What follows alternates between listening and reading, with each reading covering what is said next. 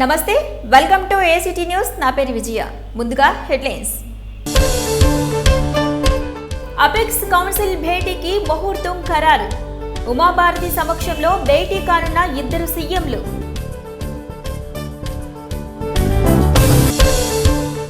ఇంద్రకీలాద్రిపై వైభవంగా కొనసాగుతున్న పవిత్రోత్సవాలు. సంప్రోక్షణ అనంతరం అమ్మ దర్శనానికి అనుమతినిచ్చిన ఆలయ అధికారులు. డూండి గణేష్ వ్యవహార శైలిపై న్యాయ పోరాటం చేస్తా. తనకి మద్దతుగా నిలిచిన రాజకీయ పక్షాలకి రుణపడి ఉంటానన్న కోగంటి సత్యం. గొల్లపూడిలో ఘనంగా గణనాథుడి నిమజ్జనోత్సవం. కళారూపాల నడుమ భక్తులకి దర్శనమిచ్చిన విఘ్నేశ్వరుడు. 25 ఏళ్లుగా ఉత్సవాలు నిర్వహిస్తున్నామన్న సాధనాల కిరణ్ యూత్. ఇక వివరాలు చూస్తే, తెలుగు రాష్ట్రాల నీటి పంచాయతీ తేల్చేందుకు ముహూర్తం కుదిరింది. కేంద్ర మంత్రి ఉమాభారతి, ఇద్దరు ముఖ్యమంత్రులు చంద్రబాబు నాయుడు, కేసీఆర్లతో కూడిన అపెక్స్ కౌన్సిలింగ్ సమావేశం ఈ నెల 21న జరగనుంది.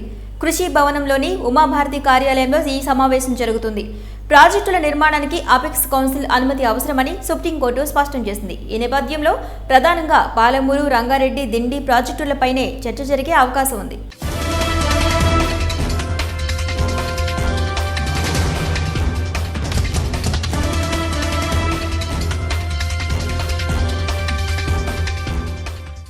ఇంద్రకీలాద్రిపై శ్రీ దుర్గా మల్లేశ్వర స్వామివారి ఆలయంలో పవిత్రోత్సవాలు అంగరంగ వైభవంగా ప్రారంభమయ్యాయి. ప్రతి ఏటా శ్రావణ మాసంలో జరిగే ఉత్సవాలు పుష్కరాలు రావడంతో భాద్రపద శుద్ధ త్రయోదశి నుంచి నిర్వహించేందుకు ఆలయ అర్చకులు నిర్ణయించారు. ఈ క్రమంలో ఆలయంలో దర్శనం నిలిపివేసిన పండితులు అంతరాలయంతో పాటు ఆలయ ప్రాంగణాన్ని నీటితో శుభ్రం చేశారు. కాగా గురువారం ఉదయం 9 గంటల నుంచి అమ్మవారి దర్శనార్థం భక్తులను అనుమతించారు. ఈ నెల 17 వరకు పవిత్రోత్సవాలను నిర్వహించనున్నారు. డూండి గణేష్ కమిటీ వ్యవహార శైలిపై ప్రైవేటు కేసు వేసి న్యాయ పోరాటం చేస్తానని పారిశ్రామికవేత్త కోగంటి సత్యం చెప్పారు. రాజకీయాల ముసుగులో తనని ఇబ్బంది పెట్టిన సంగతి ప్రజలంతా గమనిస్తున్నారన్నారు. తనకు మద్దతుగా నిలిచిన రాజకీయ పక్షాల వారికి కృతజ్ఞతలు తెలియజేశారు. డూండి గణేష్ వివాదంలో అరెస్టైన ప్రముఖ పారిశ్రామికవేత్త కోగంటి సత్యం బెయిల్పై విడుదలయ్యారు. ఈ సందర్భంగా అభిమానులు ఆయనకు ఘన స్వాగతం పలికారు. ఈ సందర్భంగా ఏర్పాటు చేసిన మీడియా సమావేశంలో కోగంటి సత్యం మాట్లాడుతూ, సెంట్రల్ ఎమ్మెల్యే తీరుతో డూండి గణేష్ను దర్శించుకునే భక్తుల సంఖ్య తగ్గింది. గత ఏడాది 15 లక్షల మంది భక్తులు సందర్శించుకుంటే ఈ ఏడాది 1,00,000 మంది కూడా రాలేదని అన్నారు. ఎమ్మెల్యే బొండ ఉమ వ్యవహార శైలితో బెజవాడలో ఇబ్బందికర పరిస్థితులు ఏర్పడే అవకాశం ఉందన్నారు. 72 అడుగుల డూండి గణేష్ విగ్రహ ఏర్పాటులో 60 లక్షలు తాను ఖర్చు చేశానని చెప్పారు. పోలీసులు సైతం పక్షపాత ధోరణి ప్రదర్శించారని విమర్శించారు. తాను అరెస్టైన క్రమంలో తనకి అండగా నిలిచిన రాజకీయ పక్షాలకు రుణపడి ఉంటానని అన్నారు. ప్రైవేటు కేసు దాఖలు చేసి న్యాయ పోరాటం చేస్తానని స్పష్టం చేశారు. వామపక్షాలు మిత్రపక్షాలతో కలిస్తే తన వెంట వచ్చేవారు అధిక సంఖ్యలో ఉంటారని వ్యాఖ్యానించారు. ముఖ్యమంత్రి చంద్రబాబు నాయుడు రౌడీయిజాన్ని సహించే వ్యక్తి కాదని అన్నారు. మరి మీ అందరికీ కూడా అలానే ఈ కార్యక్రమాల్లో నా కోసం వచ్చి జిల్లా నుంచి కొన్ని వేల మంది 5 రోజులుగా ఇక్కడ ఈ ధర్నాలో పాల్గొన్న వాళ్ళందరూ కూడా నేను పాదాభివందనాలు తెలియజేసుకుంటున్నాను. ఎందుకనంటే ఇక్కడ ఒక అన్యాయం జరిగింది. 63 అడుగుల గణపతి స్వామి విగ్రహాన్ని పోయిన సంవత్సరం పెడితే 15 లక్షల మంది ప్రజలు ప్రశాంతంగా వచ్చి ఇక్కడ దర్శనం చేసుకున్నారు. కానీ ఈ రోజున 72 అడుగుల విగ్రహం మనం పెడితే డూండి గణేష్ సేవా సమితి తరపు నుంచి ఎల్లుండి పండగానంగా మరి ఒక గుండాయిజంతో ఒక రాజకీయ ముసుగులో ఉన్నటువంటి బోండా దాన్ని హ్యాండ్ ఓవర్ చేసుకోవటం మరి చాలా అరాచకం. కానీ నేను అడ్డం తిరిగి ఆ రోజునే ఎదురు తిరిగి ఉన్నట్లయితే నాకు 50,000 మంది ఒక గంటలో పోగొతారు ఈ విజయవాడ టౌన్లో. లేకపోతే ఈ విజయవాడలో ఈ మిత్రపక్షాలు ఆధ్వర్యంలో దమ్మేంటనేది చూపించేవాళ్ళం. మేము ఇక్కడ విజయవాడలో టీడీపీ ఏంటి, కమ్యూనిస్ట్ పార్టీలు ఏంటి, మరి మిత్రపక్షాలు ఏంటనేది మేము చూపించేవాళ్ళం. కానీ సిపి గారు ఆ విధంగా ప్రవర్తించలేదు, వాళ్ళకి హ్యాండ్ ఓవర్ చేశారు. కానీ నా 60 లక్షల రూపాయలు నాకు ఇచ్చారా?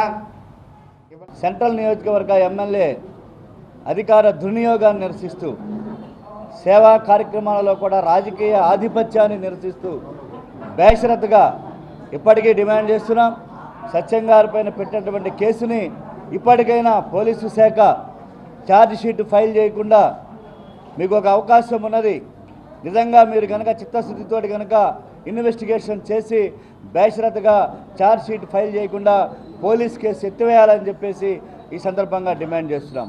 గత 5 రోజులుగా అన్ని రాజకీయ పార్టీలు కూడా ప్రజాస్వామ్యాన్ని, మానవ హక్కుల ఉల్లంఘన నిరసిస్తూ సత్యంగారిపైన పెట్టినటువంటి అక్రమ కేసును ఎత్తివేయాలని చెప్పి చేస్తున్నటువంటి అన్ని రాజకీయ పార్టీల వారికి పేరు పేరున కూడా అభినందన తెలియజేస్తున్నాం. గొల్లపూడిలో స్నేహ ఫ్రెండ్ సర్కిల్ ఆధ్వర్యంలో ఏర్పాటు చేసిన గణనాథుడి నిమజ్జనోత్సవం అంగరంగ వైభవంగా నిర్వహించారు. విశిష్ట పూజలు అందుకున్న వినాయకుడు డప్పు వాయిద్యాల నడుమ నిమజ్జనానికి తరలి వెళ్లారు. భారీ భక్తజన సందోహం నడుమ కోలాటం, నృత్య ప్రదర్శనలతో వినాయక విగ్రహాన్ని ఊరేగింపు నిర్వహించి భక్తులకు దర్శన భాగ్యం కల్పించారు. జై జై జై జై గణేశ జై జై జై జై జై జై జై జై వినాయక జై జై జై జై జై జై జై గణేశ జై జై జై జై జై జై జై జై వినాయక జై జై జై దండాలయ ఉండ్రాళ్ళయ్య దయుంచయ్య దేవ నీ అండదండ ఉండాలయ్య చూపించయ్య ధ్రువ. సాధనాల కిరణ్ యూత్ స్నేహ ఫ్రెండ్ సర్కిల్ ఆధ్వర్యంలో గొల్లపూడి మైలురాయి సెంటర్లో ఏర్పాటు చేసిన విఘ్నేశ్వరుడి నిమజ్జనోత్సవ వేడుకను కమిటీ సభ్యులు వేడుకగా నిర్వహించారు. ట్రాక్టర్పై ప్రత్యేకంగా చేసిన పూల అలంకరణ నడుమ వినాయకుడిని కొలువు తీర్చి ఊరేగింపు కార్యక్రమం నిర్వహించారు. గ్రామ సర్పంచ్ వెంకటేశ్వరమ్మ విశిష్ట పూజలు నిర్వహించి కొబ్బరికాయ కొట్టిన అనంతరం నిమజ్జనోత్సవ కార్యక్రమాన్ని ప్రారంభించారు. మేళ తాళాలతో, కోలాటం, విచిత్ర వేషాలతో కన్నుల పండుగ వినాయకుడిని నిమజ్జనానికి తీసుకువెళ్లారు. విఘ్నేశ్వరుడు ఉత్సవాలు 25 సంవత్సరాల నుంచి ఇక్కడ రామాలయం వీధిలో స్నేహ ఫ్రెండ్స్ తరఫున, ఇక్కడ కిరణ్ యూత్ ఫ్రెండ్స్ తరఫున మేము ఈ ఉత్సవాలు జరుపుతున్నాము. ఈ ఉత్సవాలు జరుపుకుంటూ మేము ప్రతి ఏటా చక్కగా నిర్వహిస్తూ చేస్తున్నాము. ఇవాళ లడ్డు వేలంపాటు 1,17,000కు పోయింది. ఈ 1,17,000 లడ్డు పాడుకున్న హనుమంతరావు గారికి, ఆయన కుటుంబానికి మంచి ఆరోగ్యం ఇవ్వాలని రేపు అన్నదాన కార్యక్రమం 4,000 మందికి అన్నదాన కార్యక్రమం చేస్తున్నాము.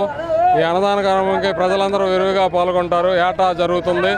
అలాగే మా గొల్లపూడి ప్రజలందరూ సుఖ సంతోషాలతో ఉండాలని మనం ఈ గణేష్ నిమజ్జనం చేసుకుంటూ, వాళ్ళ గణేష్ ఉత్సవాలు చేసుకుంటూ ఈ ప్రజలందరూ సుఖ సంతోషాలతో ఉండాలని కోరుకుంటూ సెలవు తీసుకుంటాం.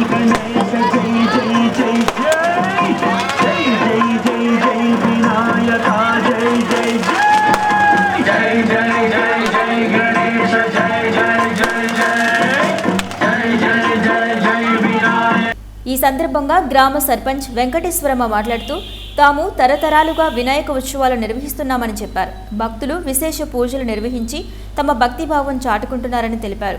స్నేహ ఫ్రెండ్ సర్కిల్, సాధనాల కిరణ్ యూత్ ఆధ్వర్యంలో ఏర్పాటు చేసిన వినాయకుడి లడ్డు 1,17,000కి వేలంపాట ద్వారా భక్తులు పాడుకున్నారని చెప్పారు. 25 సంవత్సరాలుగా నిర్వహిస్తున్న గణేష్ ఉత్సవాలు ప్రతి ఏటా ఇదే మాదిరిగా చేపడతామని వెల్లడించారు. 25 సంవత్సరాలుగా మేము చేస్తున్నాము.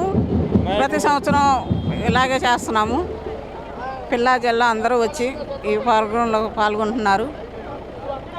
ఈ 9 రోజులు పూజలు బాగానే జరిగినాయి. నిన్న ఆడవాళ్ళందరూ కూడి కుంకుమ పూజ చేశారు. ఈరోజు గణపతి హోమం చేశాము. లక్ష్మీ గణపతి హోమం చేశాము. ఈరోజు సోమవారిని నిమజ్జనం చేస్తానికి ఊరేగింపుగా మేము తీసుకెళ్తాం జరుగుతుంది.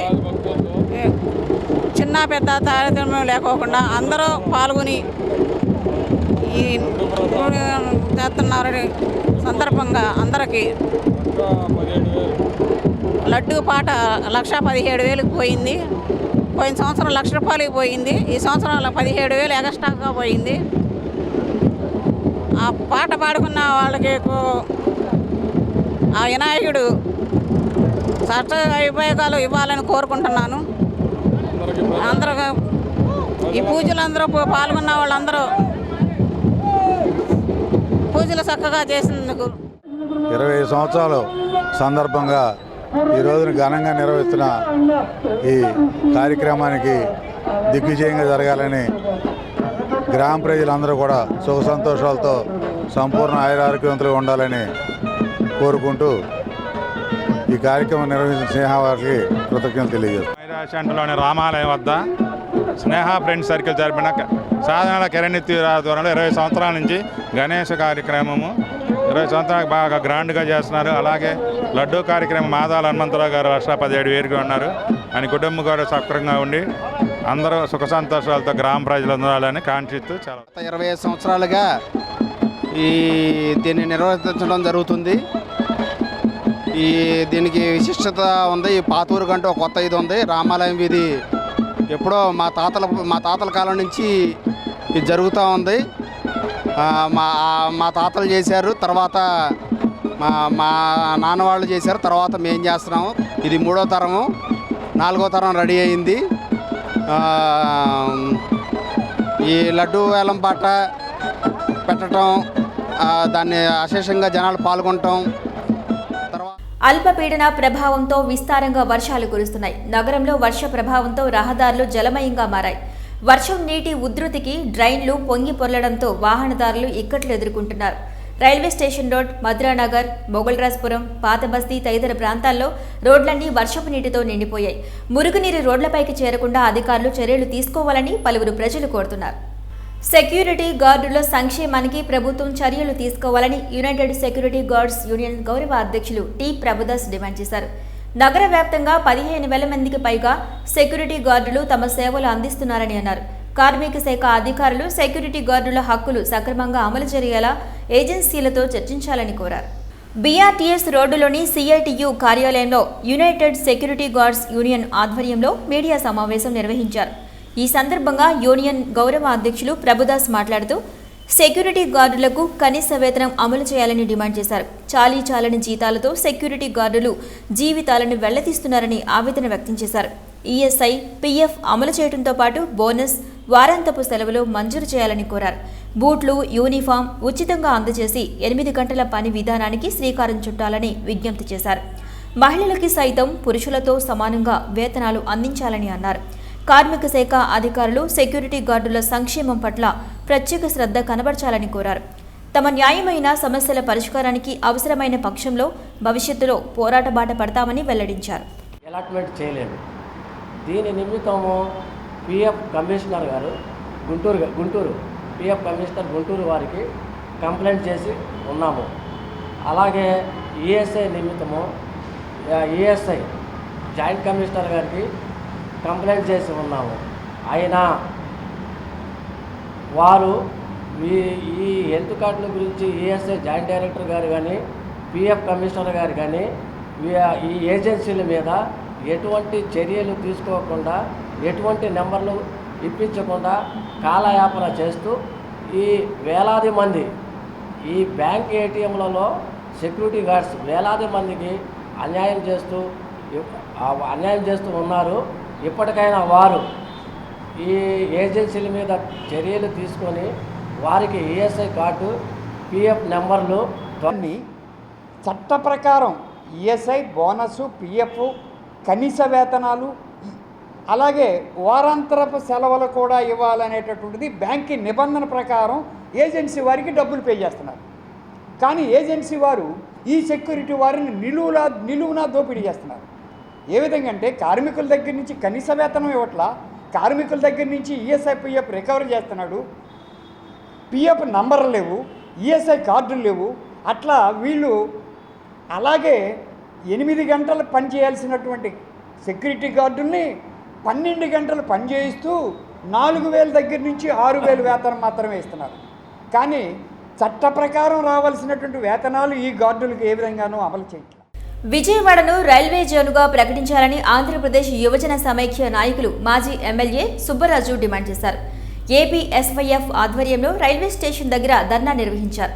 ఈ సందర్భంగా సుబ్బరాజు, నవనీతం సాంబశివరావులు మాట్లాడుతూ రైల్వే జోన్తో విజయవాడ ఎంతో అభివృద్ధి చెందుతుందన్నారు. రాష్ట్రానికి ప్రత్యేక హోదా ఎంతగానో అవసరమని, కేంద్ర రాష్ట్ర ప్రభుత్వాలు ప్రజల మనోభావాలను గౌరవించాలని కోరారు. విజయవాడ నగరంలో రైల్వే జోన్ ఏర్పాటు అనేటటువంటి అంశం ఇవాళ కొత్త అంశం కాదు.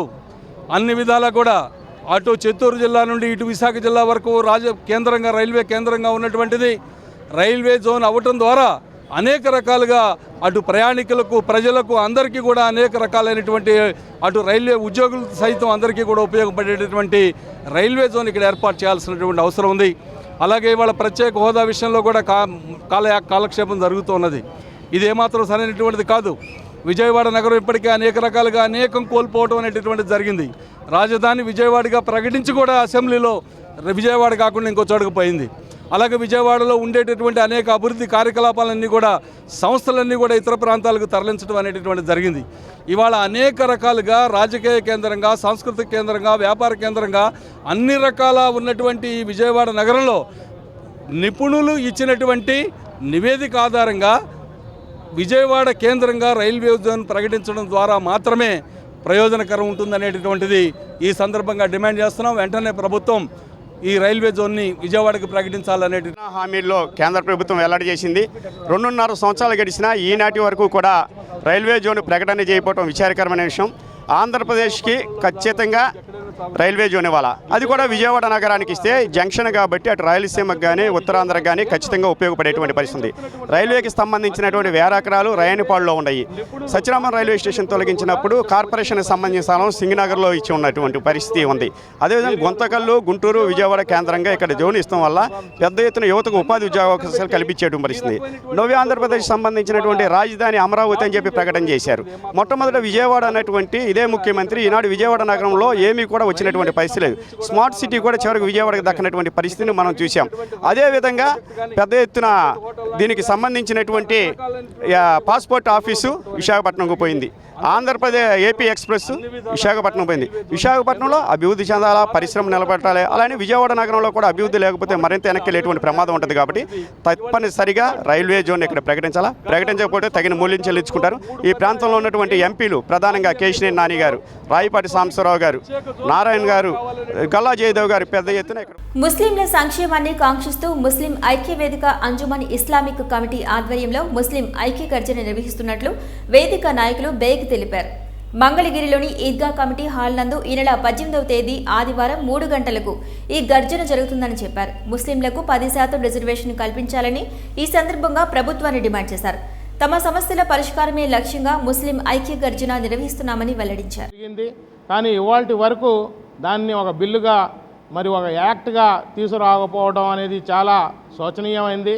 మొత్తం భారతదేశం మీద జరుగుతున్న ఈ ఆందోళనని మరి పురస్కరించుకొని భారత ప్రభుత్వం అలాగే రాష్ట్ర ప్రభుత్వం కూడా దీన్ని తీసుకొని ముస్లింలకు తగు ప్రాతినిధ్యం వహించేటట్టు అన్ని రంగాల్లో 10% రిజర్వేషన్ కల్పించాలని చెప్పేసి ముఖ్యంగా ఈ సభను ఏర్పాటు చేయడం జరిగింది. అందులో భాగంగా మరి రాష్ట్రం కలిసి ఉన్నప్పుడు మక్కా మసీదు, చార్మినార్ లాంటి కట్టడాలని చూడటానికి అన్ని వర్గాల ప్రజలు వెళ్ళేవాళ్ళు. అలాగే మరి రాష్ట్రం విడిపోయిన తర్వాత కూడా అలాంటి మక్కా మసీదుని మరి కట్టించాల్సిన బాధ్యత ప్రభుత్వం తీసుకోవాలని, దానికి గాను 10 ఎకరాల కనీసం 10 ఎకరాల స్థలాన్ని కేటాయించి అందులో 500. ఏసీటీ న్యూస్ ముగించే ముందు హెడ్లైన్స్ మరోసారి చూద్దాం. అపెక్స్ కౌన్సిల్ భేటీకి ముహూర్తం ఖరారు. ఉమాభారతి సమక్షంలో భేటీ కానున్న 2 సీఎంలు.